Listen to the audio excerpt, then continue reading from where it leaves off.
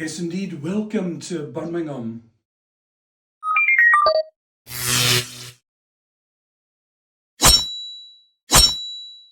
Hello everybody, welcome to the Practical Classics Classic Car and Restoration Show 2025 brought to you by SLR.tv. Let's join Stevo and the guys from the Transit Van Club at the NEC Birmingham UK. Oh, check all these campers that you can try as well.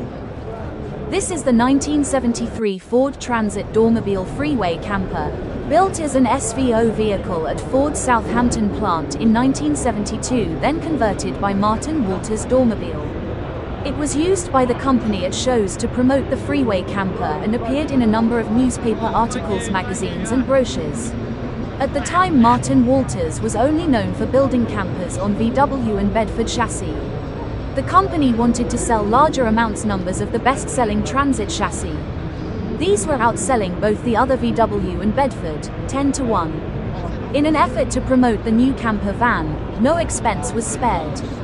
This camper was built as a joint project between Martin Walters and Ford. Every optional extra was fitted, including cruise control, as a one-off promotional exercise. When this camper was sold on by Martin Walters, it was purchased by a family in Cumbria, Scotland, and stayed with this family till last year. The Transit Van Club purchased it to show at events due to its condition, rarity and low mileage of only 28,000 miles.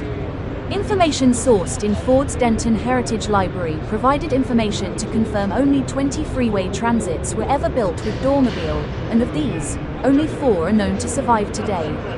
The camper and its interior fittings are all original and have never been removed or refurbished.